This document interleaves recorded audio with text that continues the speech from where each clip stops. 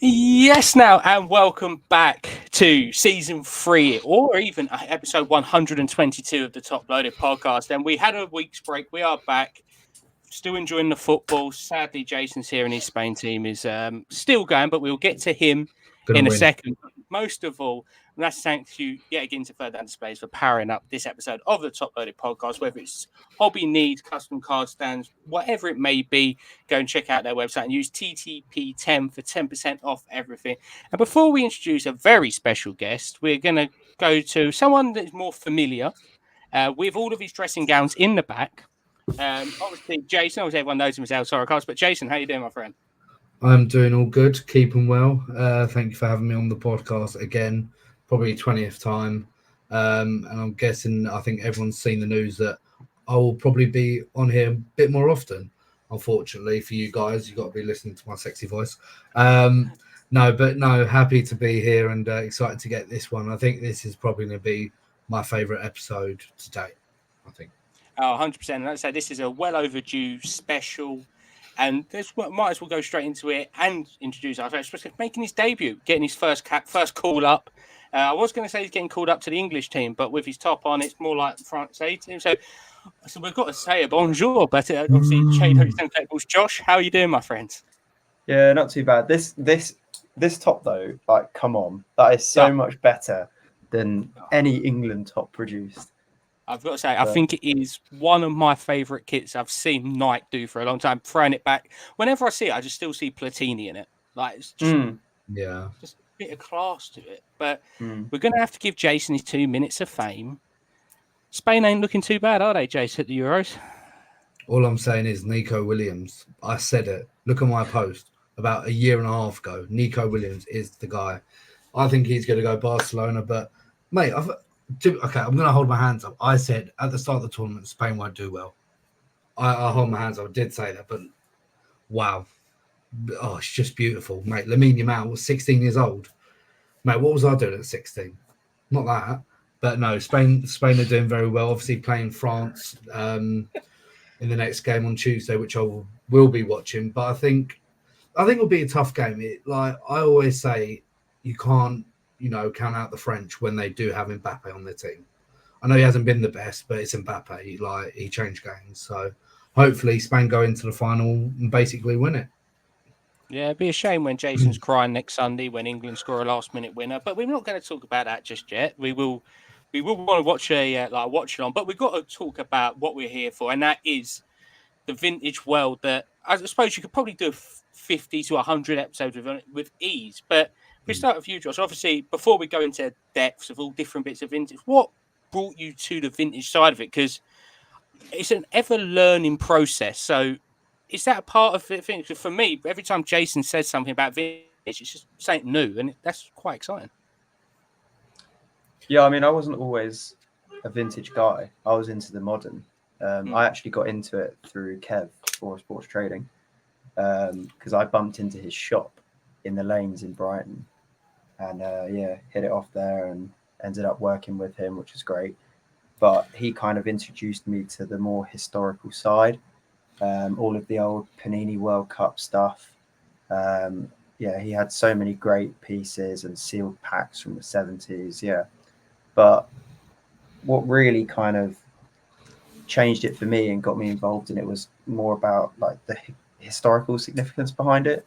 There's no point buying a modern card for me, in my opinion, that's numbered to 412 or whatever. And like, where's the significance? It's so mass produced, and Legends of the Game, vintage stuff like that, it's just not, generally it's not going to lose its popularity. It won't really lose its value unless something dodgy happens. It's just fun to search for gems. Like Jason will surely back this up. Just finding something that you've not seen before is just like, I don't know. It's just it's a good feeling. Whereas with the modern stuff, you can look at the checklist. You've seen it come out 1,000 times. Some of this stuff you see once, twice, maybe in like 3-4 years. It's just a completely different market. Yeah, as I say, obviously I know Jason, you was a lot into the modern as well. You still do that in a bit of like Sergio Ramos and a few of your Spaniards, but obviously you've grown a lot more into the vintage side of it. And would you echo Josh's statements there of? I know before you've messaged me at God knows what hour of the morning saying you've tracked something down somewhere in the world, but that must be a massive factor. Not obviously for the both of you, just finding that whatever card it may be from whatever country of whatever decade it come from. No, 100%. I think, it's that hunting and searching for the next card. Obviously, as Josh said, you can look at the checklist. You know what's there. You know what cards are going to be there. What they're number two, and what I think makes it interesting is, you can find a card. There might be one in the world. There could be 10. There could be a million. You do not know how many cards of that particular player there is. But honestly, the feeling when you find something new, it's good, but obviously it hurts your bank account if you do go and purchase it. But it's like, for example, there's a Spanish collector called Card Dot Showcase. Literally once a week, he's showing me hentos I've never seen in my life, Di Stefanos, Kabalas, and it's just a good feeling to think, okay, that's it. I'm going to collect another card that I need in the collection, and it just, I think with modern, you can collect. Obviously, modern sets are coming out, but you can collect, I don't know, say Garnacho, and I've got every card of him. But with Hento, you can say I've got every card of him, and then next week there's a new, Hento that you've never seen in your life, and it's like for Pele as well, trying to find new rookies, and I think for any other player. But no, it's a good feeling once you find a card that you've been looking for say 3 years, and there's been many examples that say Josh, maybe you, Ron, as well, me, that you're looking for a card and then you find it after how many years? I think adding to that as well, you can't, about the whole like destroy the bank account thing, you almost have to just pay no matter what it ends up as, because you don't know if you're going to see that again. And that's the complete difference. You can go on eBay and find a modern card like 10 times over in a second. There might be a card that pops up on PWCC, a vintage card you've not seen appear for a few years. You sometimes just got to bite the bullet and go for it, because it's probably not going to come out again. I was going to say that actually perfectly leads into my next question, and I'm going to start with you, Josh. Obviously, it's very different, obviously, for example, for me, collecting the women's side of it. Like you say, I can go on a checklist, I can see the parallels. Then realistically, I go on eBay, Card Hobby, wherever it may be, and there's a good chance that you will find at least one version of that card come up within a week or a month. But when it comes to vintage, it's completely different, because there's some decades where, or certain countries where it's not even on record what they've made, how many of it, what players are in the set. So have you ever looked at, like, you've seen something pop up, and because have you got to try and treat it with a bit of skepticism as well, that, all right, it looks good, but is it actually a real thing? Was it an actual card made? Was it just someone made it in their house? Like, does that factor come up as well? There's a big debate about some things being actually classed as a collectible card or collectible sticker if, for example, the ones that they cut out of the magazines, and they bring lower premiums even with the higher grades, because the vintage collector army, as I call it, kind of aren't interested in that sort of material.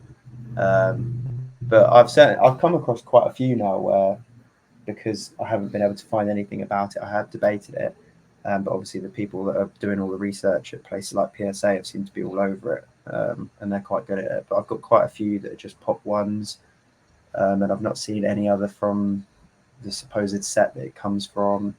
Even in the UK, like UK-based sets, picked up a Dixie Dean the other day from a 1930s set, Celebrities in Sport, and that's like, it's only a pop 12, and I'm almost certain that there should be like loads more of them out there. But there's a lot of grey areas and a lot of research needed for very low population stuff, and specifically stuff that hasn't come out before. But I'm sure Jason has found loads of stuff before that hasn't necessarily been graded. As I say, Jay's obviously coming to. I was literally going to say with you, and obviously a lot of your bit is Spanish based, whether it's Hento, Mm. Kubala, pretty much most players have near enough played in Spain that you've looked at in the Yeah. past.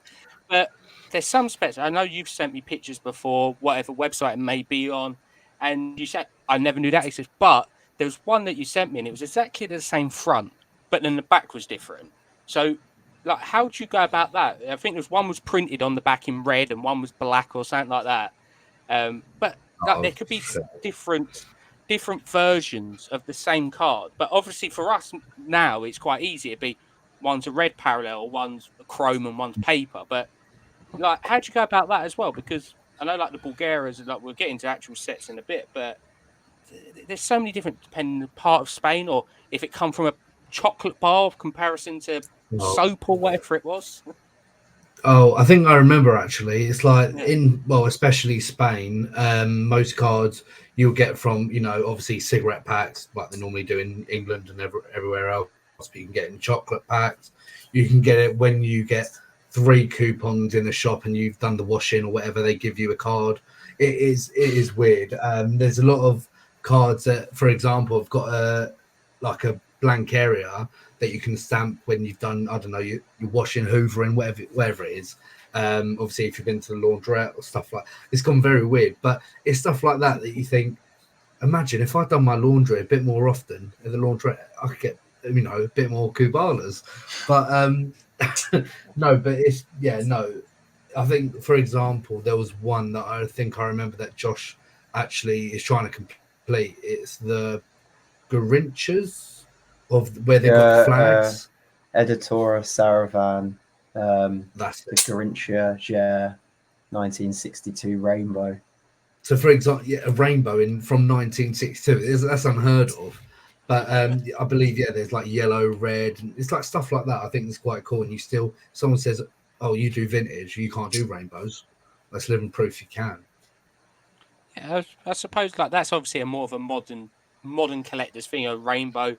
But since the dawn of time with card collecting, stick collecting, it's completionists of collecting of every player.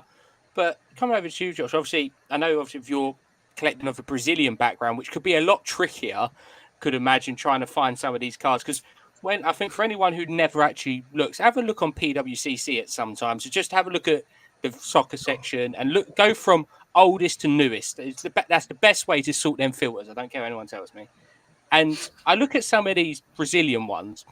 Hands up, I've never heard of some of these players, and then their prices start jumping up. So do you have to do a lot of research as well into actual players? Because there could probably be some significant historical Brazilian figures or other countries that now they might have been so-called lost to time in comparison.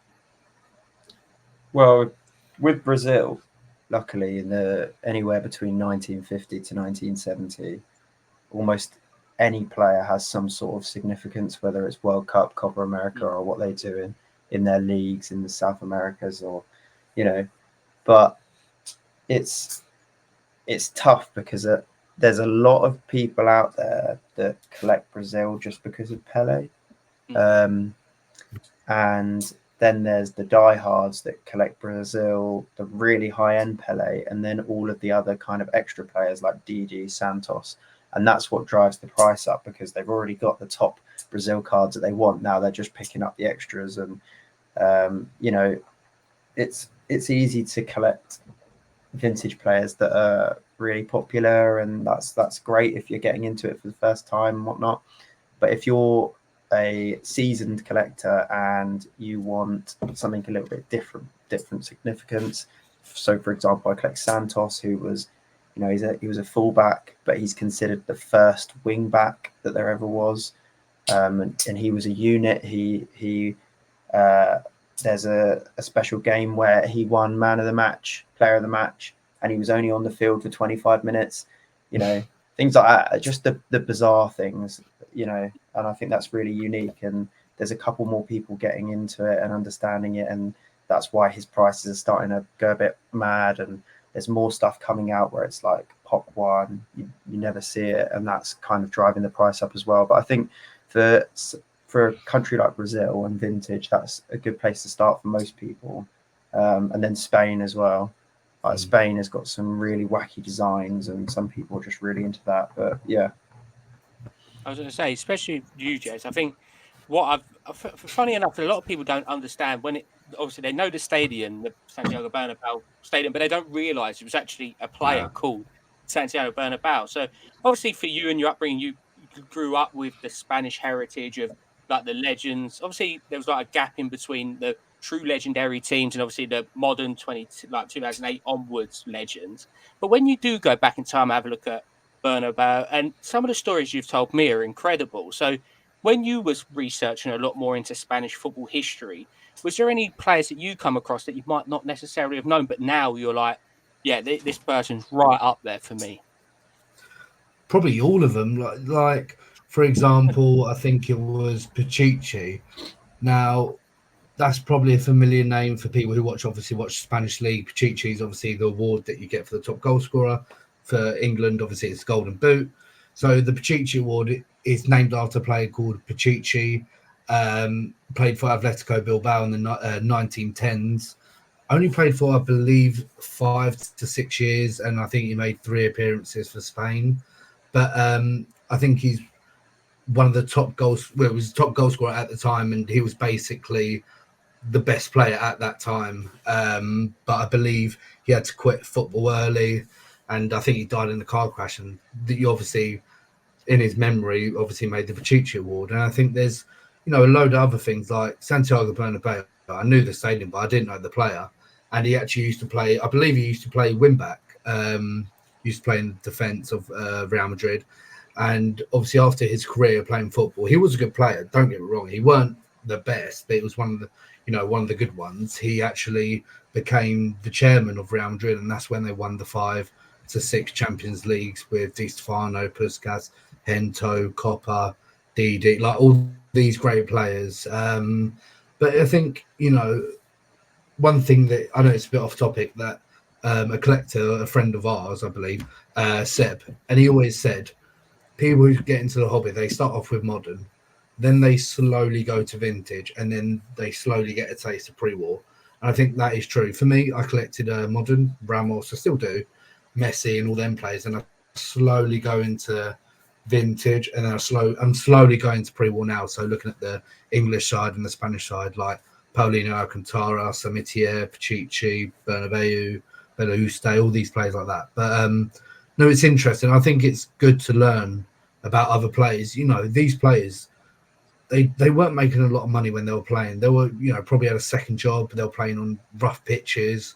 They had shit boots on. Yeah, I know I can swear on here. I've swore in here before, but they had it hard, and to set them records that they did compared to now, it's like I remember there was a record with Haaland, and they compared Dixie Dean to Haaland. I know you can't compare them both, but he done it in a time where it was difficult.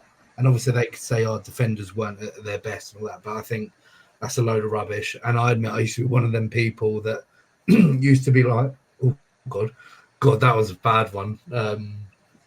Used to be like, used to be like, they're probably scoring, 200 goals a season. It's easy, but it wasn't back then. But yeah, I'm going to yeah. But if you consider the pitches, Dixie Dean was playing on a kicked up like mud bath, and the ball was rock hard. That's why obviously in the news nowadays you see so many people like having brain damage and stuff. But yeah, that's another story. Yeah, and if Dixie Dean's scoring, that 60 goal season, the defenders, they're going to want to kick him up, and it's not as soft as it is now. Like he probably had a few broken toes, and it's different levels. Yeah, I was going to say, and like tying in with this research, and it's obviously a massive part of all hobby, which is grading. And I know it's very challenging in the vintage, pre-modern, pre-war stuff that some of the grading companies might not even grade a certain car because they don't have enough evidence of the item. So starting with you, Jason, on this one, because I know you do switch in between companies that you grade with, whether sometimes it's CGC as it is now, PSA or wherever it may be. Is that because certain like PSA might not grade a certain card, or like just explain that briefly for us? Well, there's a lot of examples. Obviously, as you said, sometimes PSA, even if you do give them the information, they won't grade that set. I've had that many times, which is unfortunate, but obviously they're not going to grade something that they believe is fake or they don't know enough about. You obviously have SGC, which a lot of people do. I used to, but I've fallen out of love with it a bit. But they're a really good company to go with. They do grade most stuff, and then obviously you have the one that I've been getting into recently is CGC. Obviously the cheapest out of them three, and obviously I believe one of the best slabs. Obviously they don't help themselves with a wavy sticker, and they can't put the stick in right. But bar that, I think they're a really good company, and they, to be honest, they grade most things 95% or 99% of the time. They grade them because you give them the information, they do it. But there's been many times that you'll grade something and they just say no information. You're like, well, what do you want me to do here? You want to go for PSA because I believe PSA is the best way to go. But there's, for example, I've graded a card with obviously through JW7 Josh, which is a Kubala from, God, what was it? The Chocolates Taurus, I think. No, I think it was basically it was a bigger card. So if I sent that to Seed SGC, that would be in a normal slab. But because I sent it to PSA, it's going to be in a PSA surfboard, which is going to be about the size of my head, which is massive.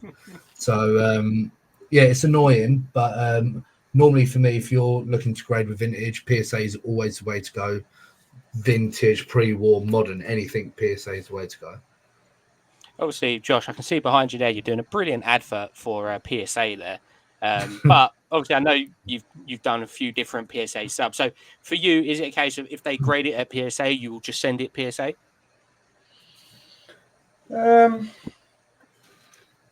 Yes and no. SGC for me is quite a good contender, only because certain PC items, the way they look a little bit better in that kind of black background. And also SGC, they're quite good with their research. Like I say, they won't slab it if they have any concerns. And I mean, the only thing that would probably give PSA the edge for me is that, generally speaking, PSA get the dates 100% or like 95% correct. If it's something that is new or they're not sure of, I've seen a couple of SGC ones where a card has been graded by PSA like over 100 times and SGC give it a different year, and that can really like make values go up and down, especially for some stuff that I've been looking at recently for English cigarette cards. If you look at sales on PWCC for a PSA, I don't know, 1.5 and then an SGC 1.5, you'd think, oh, they'd be pretty similar. Obviously, PSA would have the edge, but SGC have got the date wrong, and then it's just like 50% value straight away. So then that's a good opportunity to buy and crack and then put it in the correct slab and go on with it. But yeah, I used to be all SGC at the beginning. That was just me. If anyone remembers my early days of collecting vintage, it was just SGC because they always had specials on, and at the time it made sense because I wasn't trying to flip it. You wouldn't really send stuff to SGC if you're trying to get a flip out of it. But yeah, since PSA have been a bit faster with times, it's just so easy now to get everything slapped in PSA.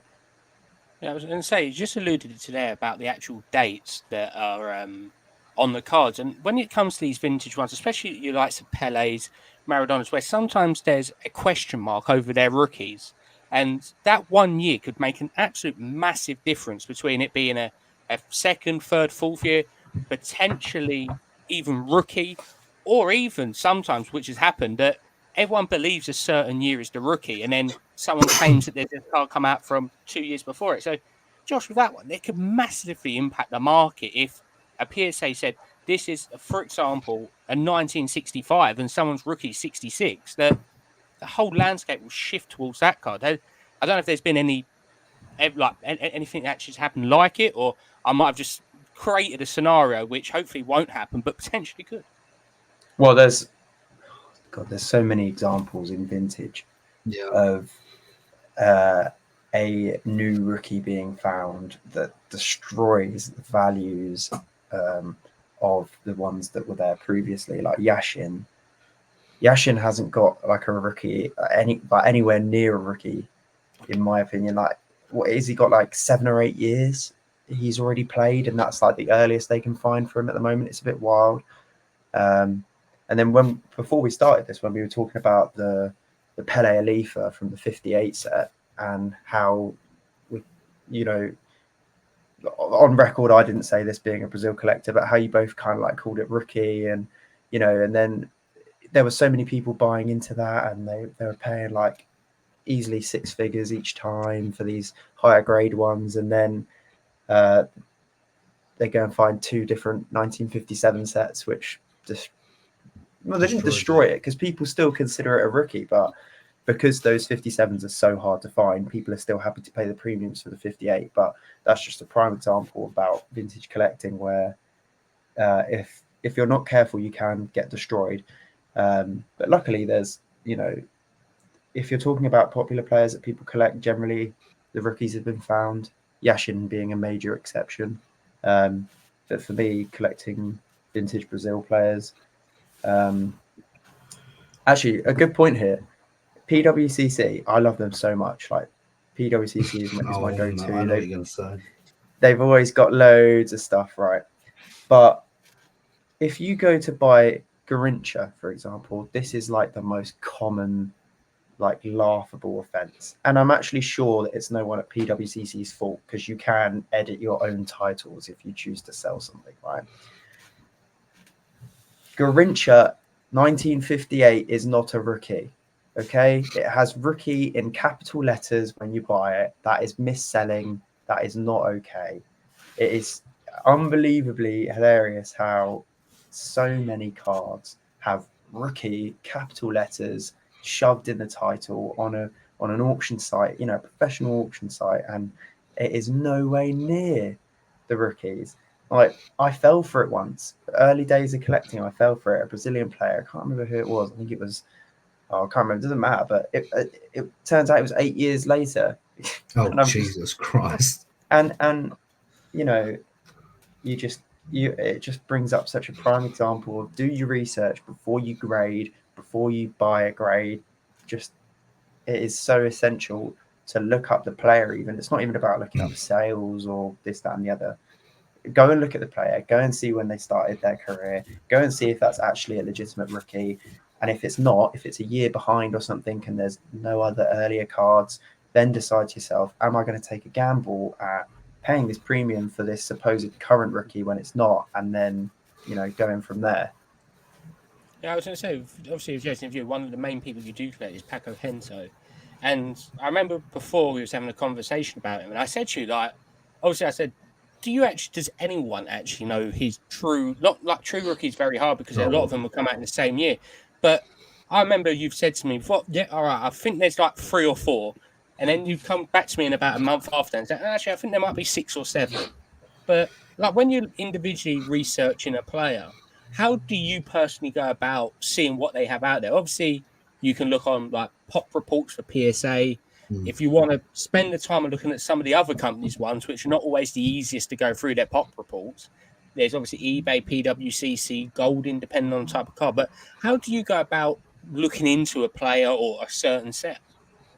I think obviously asking around, I tend to ask a lot of people, Josh, obviously Seb, asking the Discord, obviously the Discord that we're in, obviously the European and vintage and pre-modern Discord, got that right.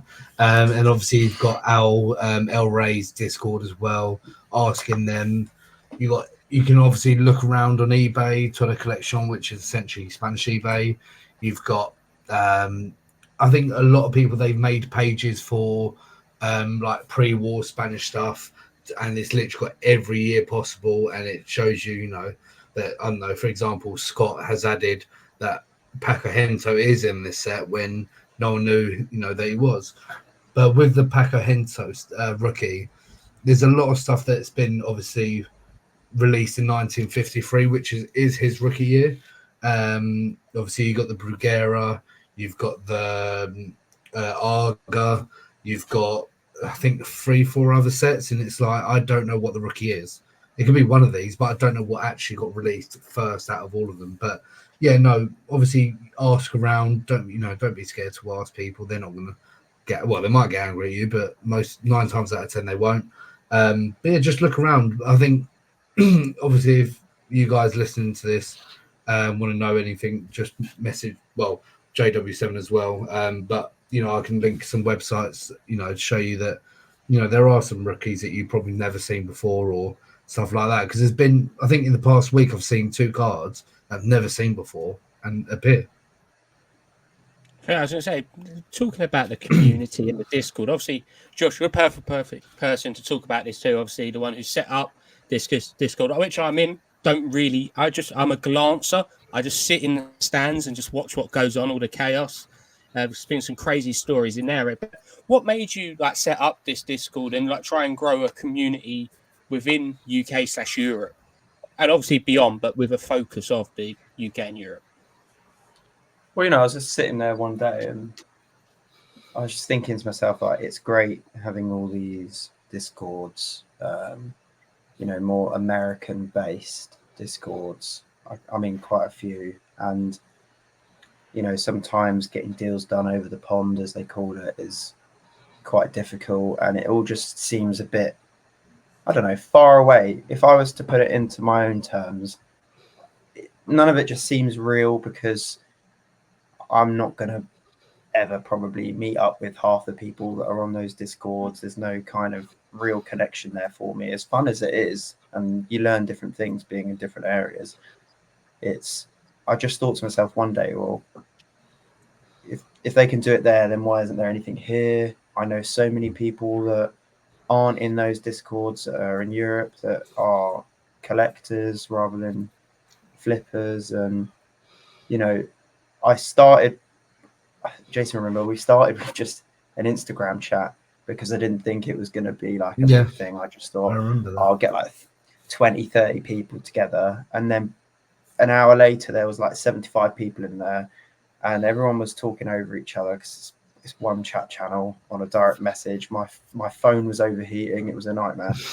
And then they were telling me about Discord and just getting one set up. It's all free at the end of the day. And yeah, got it set up, different chat channels for people to just spread it out. And we're at 158 members now, and I've been quite busy recently, but every now and again I'll pop in, and it's nice to see people sharing what they've got, and that's what it's about, really.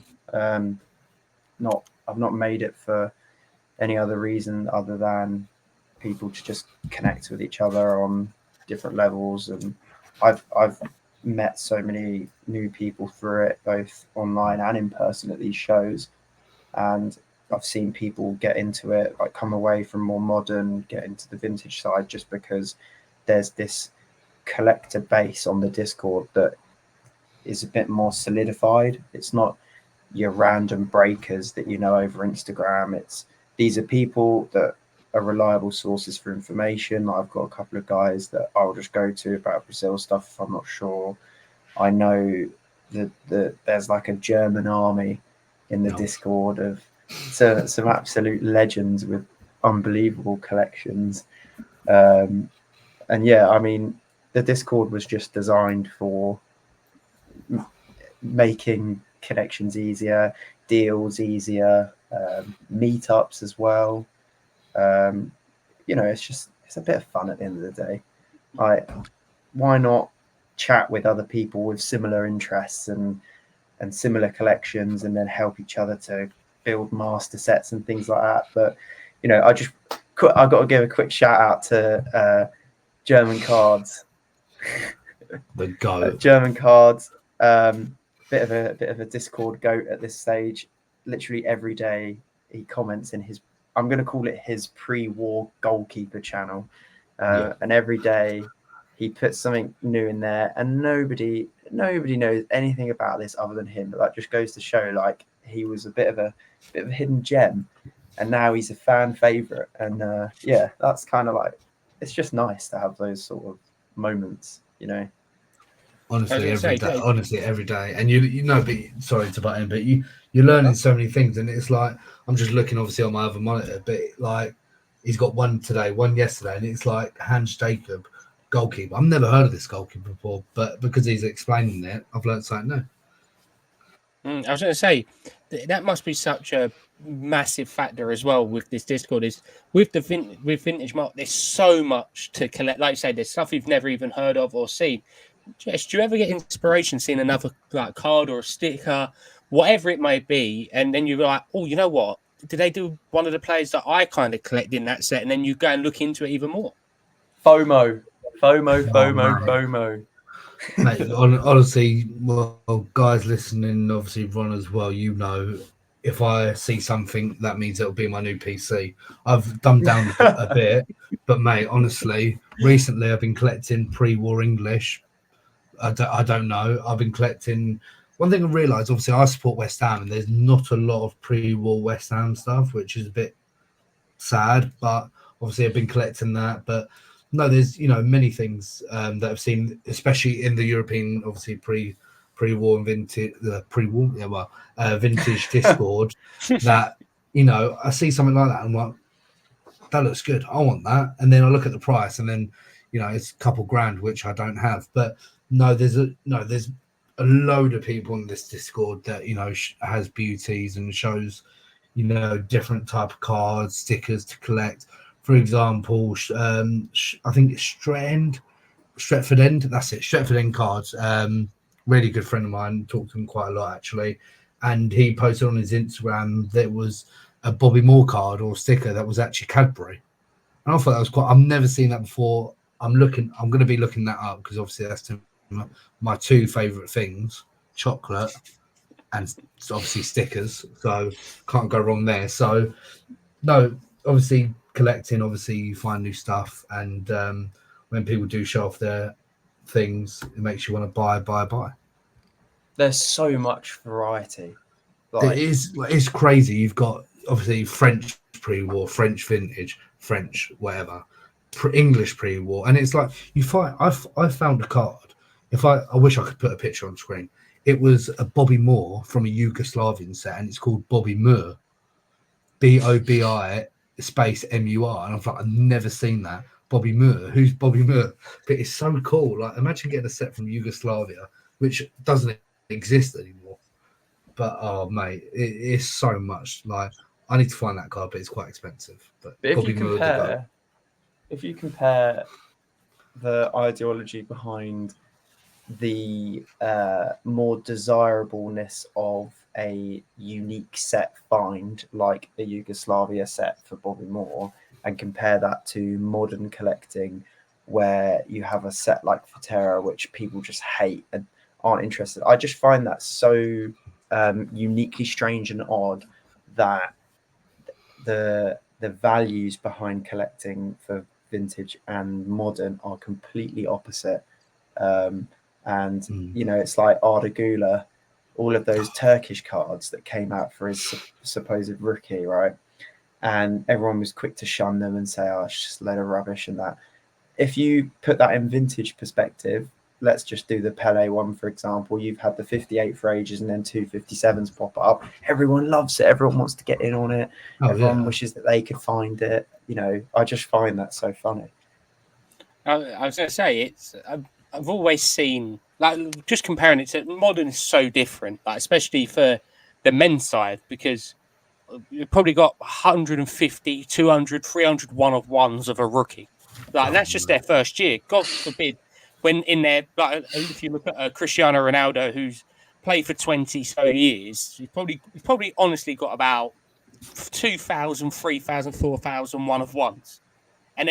But then you can compare it to, say, for example, a Pele, that someone thinks they've got even half of his cards, and then they open some random geezer's box that he had in Rio de Janeiro and find this other Pele sitting in there.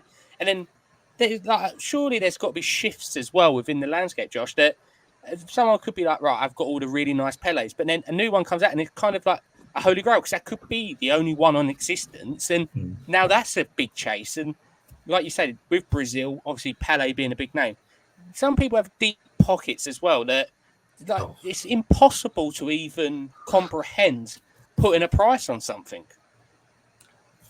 People will pay the amount they want to for a vintage card. I've had many times where I've paid a little bit more than expected or what it's previously gone for or whatever. But yeah, people have in specific areas like Al, people have deep pockets.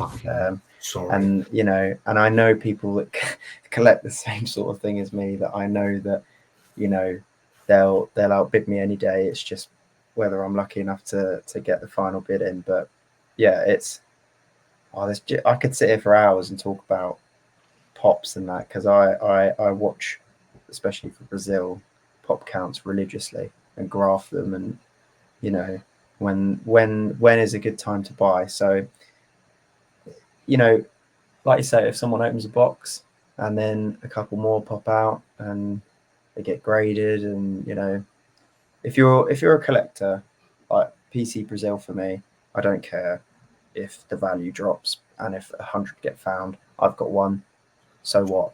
For people that are into vintage or getting into it, that know that eventually they're going to want to sell their cards and get something new, like I like always having something new in front of me, just like every other collector, I'm sure. They need to think about when the right time is to buy and sell. And there's the reason I'm a bit suspicious about certain pop counts for certain players is because with vintage, it's never a steady increase in the population. Like there was, okay, let's do pre-modern example, one that Kev brought up to me. I think it was him, about the Iniesta rookies. Now, there was 1 or 2 PSA 10s, I think. If we look at until the beginning of this year to last year, and then like 20 PSA 10 Iniesta rookies popped up. Now, I'm not saying they're fake, because obviously if they've got through PSA, they'll do their checks, they'll look at the database, they'll look at examples, whatever. But that made the values plummet, and then it was a good time to buy for those. I know a couple of people that picked up some of those 10s, but if you're collecting vintage and you're planning on shifting things, look at pop counts, check, is it a steady increase?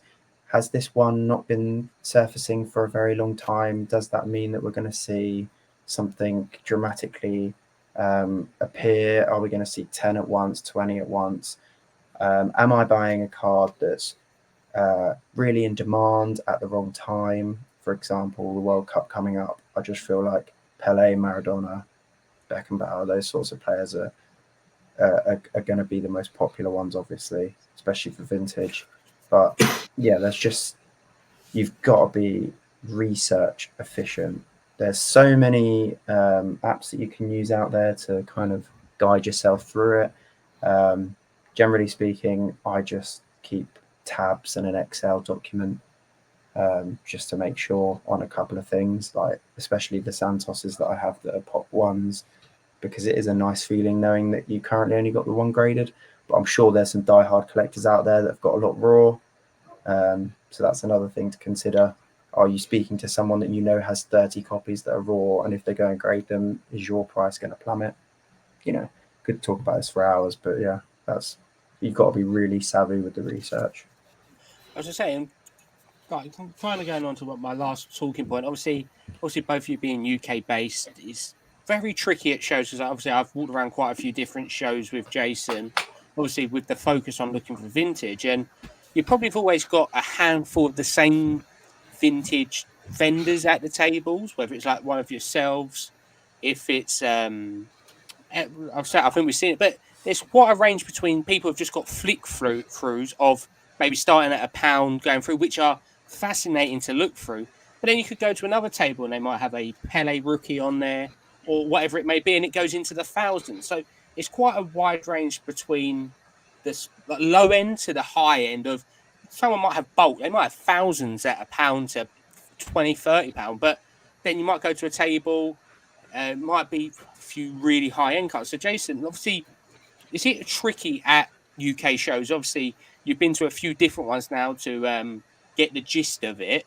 But does this obviously just time back within the community as well, knowing that other people going there, potentially sorting out deals or just knowing they're going to be there? Is that a big thing now for the UK card shows and the vintage pre-war scene? Normally, going to shows 9 times out of 10 is going to be the same stuff. So, for example, um, you would all obviously see, some not Pele rookies, but you'll see early Pele's. You'll see the big players like, Bobby Charlton, Bobby Moore, English side. And you do have mostly the same vendors. Obviously, Football Cards Net is there. Rochester Cards, I believe. You've got Wedding Collectibles. They're normally the people you do see at card shows. But it is hard to buy vintage at shows sometimes because some vendors that do collect modern, they think, oh my God, this is 80 years old. That means it's worth $1,000 or something, and it's not. So sometimes that's quite annoying, but I believe there is a deal going on, and I think obviously maybe Josh would. There you go, Josh. Josh would want to explain about obviously what the London Card Show this time is going to be like for vintage collectors, because I believe there's going to be a little area in the London Card Show that will be something. Yeah, Harry is trying to make Sorry. a possibility. Harry obviously runs the show, of more vintage-based items being at the show, and I think that's a great idea. The only problem with it is vintage people don't want to sell. I don't. Well, there's a handful maybe, but that's not enough for a table, and that's the problem. Now, a lot of stuff is in collectors' hands. This is why prices can be crazy for certain things, because you're not going to find it, because people are happy to sit with it. It's part of their collection. That's a big thing about vintage, is it's more collector based rather than flipping based. But there is an opportunity to make money if you really wanted to. Like these people that are at the shows like Rochester and things like that, they've got flick throughs and they have got hidden gems. And if you take time to look at it and analyze the corners, the edges, things like that, and you get it graded, you can make some pretty decent money. And if you're UK based and you love a good charity shop, sometimes you find some good stuff. Like I was in an antique shop the other day and I found a few Dixie Deans in a pile of cigarette cards, and for a pile of 50 cards it was £1, Jesus. And you just it's about going out and finding, and that's really fun. You go out and you find something and you're so chuffed with yourself. I know someone that's found a George Best rookie just lying around in a pile of stuff at the antique shop. And anyone that knows George Best Market knows that, that's bringing in some money. If it's good grade, 4-5 figure card, but yeah, I just think going forward, there has to be more people moving from modern into the vintage area for it to be more successful at these card shows. And I'm seeing it. I'm seeing people come up to me when I'm walking around saying, "Oh, have you got any vintage with you?" Most of the time it's trading, and I say, "Oh, sorry, I don't trade for modern anymore."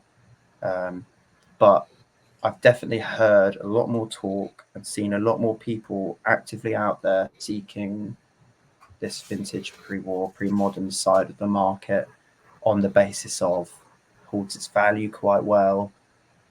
It's a nice collector's piece. It's a piece of history. Like if cards ever plummet or the card market dies, you've got pieces of history. I wouldn't really call it something that would die out with the modern market. Like any of these cards on my background behind me, they're not going to die with the modern market if cards was eventually just not a thing anymore, because these are collector pieces of the greats. And I feel like, just people like holding, people don't like selling. That's what it is. I don't like selling. Jason doesn't like selling. I know a load of people that I've got cards I want that are happy to wind me up every day saying they're not selling. Whereas modern, if the offer came through, you'd sell, which is would. Yeah, I think. No, 100%. I was going to say, Jason, with you, obviously you've seen the progression of the vintage market. Vintage, obviously, it's always been there, but it's more prominent, I would say, now of when I go to shows, I see a lot more people have vintage cards with them. There's been a few tables which has been stacked of absolutely incredible vintage. So, do you, like Josh saying that, have you seen the trend as well of the UK of people looking into the vintage pre-war a lot more than what they used? Because I remember London card shows a few ago where, like I say, it might have just been Welling who had a few cards there. Yeah. I was gonna say, for example, I think it was 3 card shows ago. So I had obviously a Messi rookie PSA 6, and someone had a box load of cards, said, "Would you do a trade?" And I saw a Maradona 1979 Panini Calciatore. I'm like, when do you ever see that at shows? Normally, that's one of the bigger vintage cards that you see at shows. Normally, you might see that once or twice, but for me, I think I've seen it twice at one table. London sports cards. I think you had 2 high grades, but other than that, I've never seen an early Maradona sticker like that. So I thought, go on the opportunity and do that. And I think I've seen recently more more vintage stuff. Obviously, you got pre-modern like Thierry Henry rookie. I believe I saw it at last show. I saw some Maradonas. I did see obviously Pele 1958 at JJ MS table. Obviously Pele, rookie. So you're starting to see obviously more vintage and pre-war cards, which is good. But I don't know how long will it take for someone to be like, actually, I'm going to sell my collection and then go to London Card Show and showcase it, because I'm planning obviously to vendor at the card show. I will be showcasing vintage and pre-war, but it's going to be more the stuff that I don't mind selling and then keeping. But I don't know if I'm going to have some stuff on the table which will be not for sale. So I can, if they ask, I don't know, who's that player called, I don't know, Pacahento, and then I can explain, stuff about them. I was going to say, Josh, my last question for you is obviously it's not always about what's on your table is to sell. Sometimes, like Jason just alluded to, that it's about education. And I think vintage pieces can be a great tool to start a conversation with people at shows. So, like, if you've been a vendor at different shows before, have you ever had a card out on display for the sheer fact of just wanting to open up a conversation, trying to get more people into vintage? Or is that ever crossed your mind? It's a bit 50-50. I'll put a card out, DD for example, and it's not for sale. Just wanted to show like what kind of stuff you can find, and it'll give you 2 possible scenarios. Firstly, it'll be like, oh, I've heard of this guy. I haven't seen this one before. It's quite unique, and then you get talking, and if they want to purchase, they want to purchase. The other scenario is they walk past your table and they go, "What the hell is that?" And then they just ignore you. And I feel like that is the more common thing at the moment of, "Oh, look, that person's got tit on their table. I'm going to avoid them." But yeah, I just feel like it's a niche area unless you're carrying all legends. I don't think someone that is going to the card show with intentions of picking up their modern would spend much time at a table looking at someone that's got a random old player or understand the significance. And I feel like a big part of vintage selling at card shows is whether you price your cards or not. I feel like it's got pros and cons of pricing your vintage cards. The pro being if you've got a player that's less well known, like a Luis Suarez, the original Suarez, and it's got quite a high price on it, it's gonna attract attention of like, oh, why is that? And then you can talk about it. And then on the other hand, if you don't put a price tag on it, I don't see anyone asking about it, to be honest. I know that from experience from what I've done when I've tried to sell off some duplicates, things like that putting a price tag on it opens up the conversation.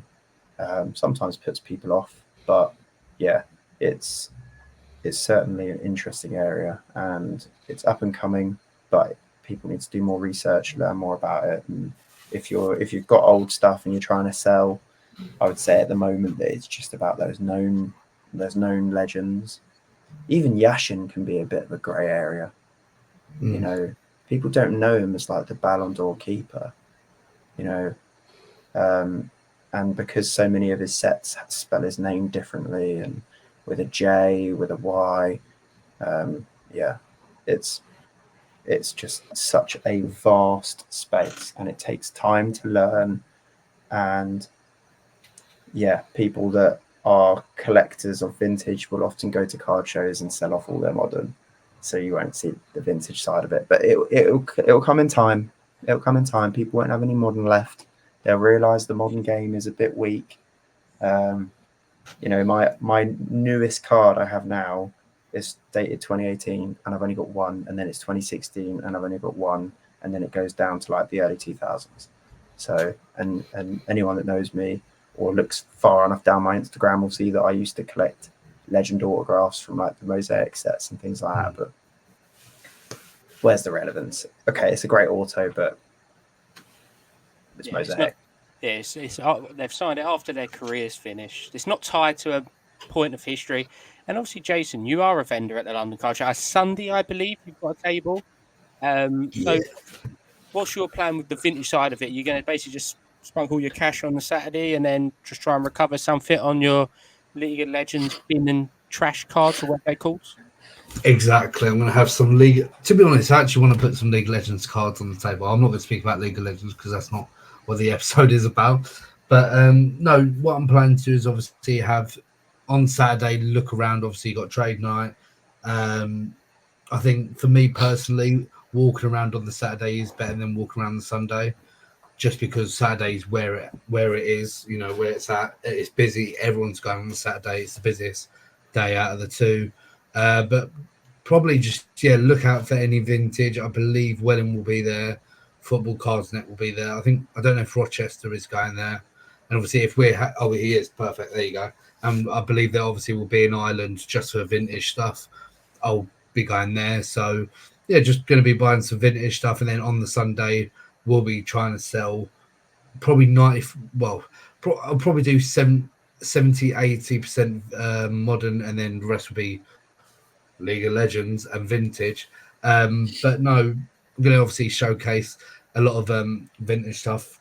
It's like in my head, like, do I sell, for example, the 1979 Maradona?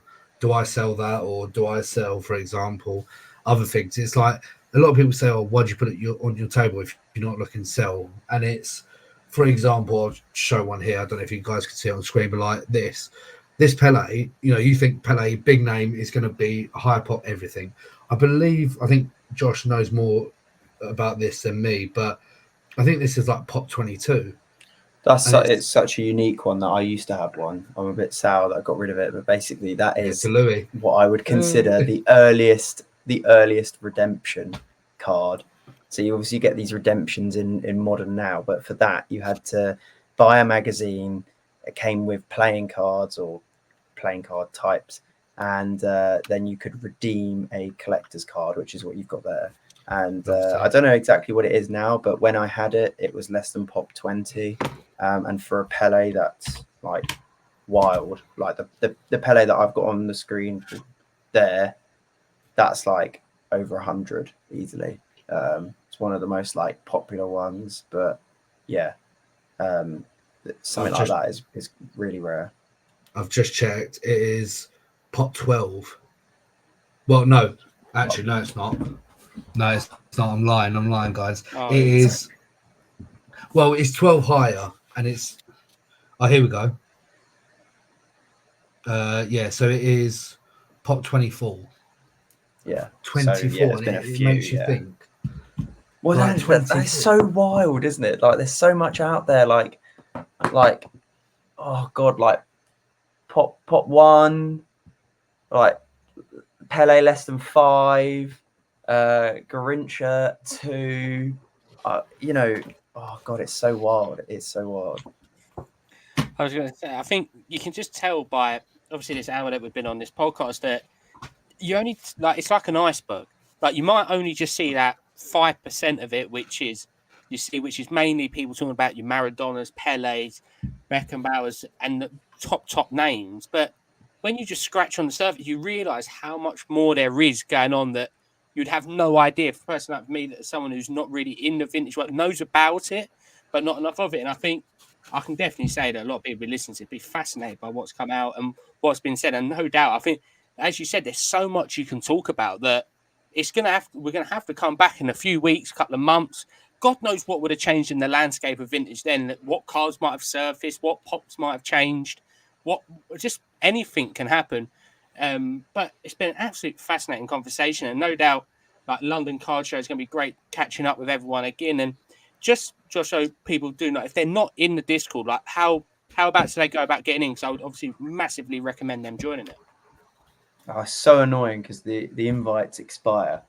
They expire every 7 days. I get people messaging me saying the link in your bio doesn't work. For God's sake. But yeah, that's just the best way at the moment. I can dish out a few links for each of us. But yeah, it's just who you know and who's advertising it that you just click on the link. It's all free. Just come and have a chat. Even if you're not involved in vintage, come and learn. It is such a deep area and it's a lot of fun. No, I was going to say, could I ask a question? Yeah. Could I ask the question? What, Josh, what is, well, I want to ask you, Ron, as well, if you have any vintage or pre-war stuff, what is your favourite piece that you have in your collection? Oh, I don't have it. I've got JW7. I've got mine. I want to show it off, that's why. It is this beauty. Go on then. Oh, mate, look at that. Like, I think that's just so cool. Pop one, none higher. It's only one graded. So, yeah, no, it's such a beauty. And for something, like that, that's great. But, Ron, what's your favourite vintage? It's got to be this one I've got sitting right here. It's absolutely fantastic. Oh, go away. That's mine. That's mine. Oh, no, it's in my collection, mate. No, all kidding aside, it's I showed to Josh this one. It's nothing obviously special, but an Arsenal collector, obviously Cliff Baston, was the record holder for goals. Cool. Yeah, up until obviously Ian Wright broke it. But for me, it's a really cool one. One I will get graded, and it's even just looking at it, it's just crazy to think like the card's obviously from the 30s, so it's near enough 100 years old, and it's just crazy that, like I said, how much has changed in football and the world since this was made, and still in remarkable condition. There's some modern cards that come out of the box pack fresh in not as good condition as these, with rips in it or scratches. That, yeah, I think that one might have to be going off on a grade very soon, but. Yeah, like I've got one final thing to say, and this is really important for the vintage area. Don't know Jason's opinion on it. Oh, God. The backs of cards and stickers in vintage matter. Okay, you buy a modern card, you don't really care what's on the back. It's just a load of old tut about how they did last season. I've got two here that are just bizarre, but I love it. Well, this one's not so bizarre. This one's like the Beckenbauer. Oh, but that is, the back, you won't be able to see that well on the, but it's like it's carefully knitted beautiful. and it's just perfect. And then this Brazil one, it's got an electric iron on the back. Like, tell me a modern card where you've got an electric household item on the back of it. I'm actually going to look at all of my vintage cards, see if I've got any Hoovers or any Henrys. Yeah. God, I'm actually going to look now. Let's see. No, but anyway, yeah. Yeah, I was going to say it's been an absolute privilege to talk vintage, and we'll definitely be running this one back in the near future. But like I say, Josh, massive thanks for coming on. Obviously, for anyone who doesn't follow you or Discord, make sure check out the link in the post below.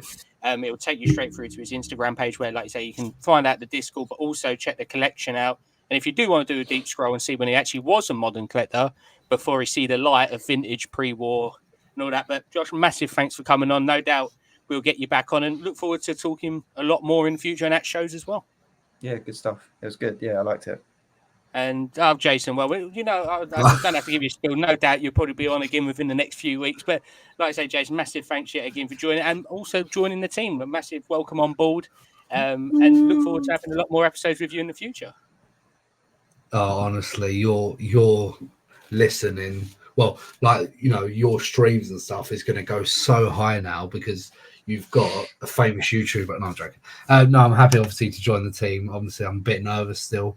I think, obviously, you and Harry do the best job at this. You're the best at it, but excited to join the team, and hopefully we can bring on some more special guests, and bigger and better than ever. Is he on the payroll? Yeah, I might give him a beer at the show.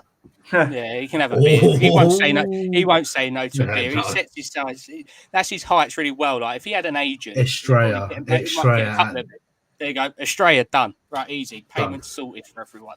But no, like Spanish I beer. say, if anyone did miss the announcement, obviously, we're very happy to announce that GBW, ElToro, and Lav Rates have all joined the team, and we're joining on for co-hosting duties and just be on the show for more time. But like I say, a massive thank you yet again for everyone who has joined in for episode 122. A massive thanks, obviously, to the guys at Third Down Displays for powering up this episode, and use TTP10 for 10% off. If you haven't and voting still open, I think it's closing very soon. Make sure you go and vote for ElToro for best YouTuber of the year. And anyone at all that that's voted for us for podcast, just want to say a massive thank you for that. Obviously, in the next episode, we'll be able to reveal who's won each category and everything like that. But a massive thank you. I hope everyone out there is doing well, staying safe, buying, selling, researching, I'll say now for that one, and trading and all that good jazz. But most importantly, happy hobbying and good night.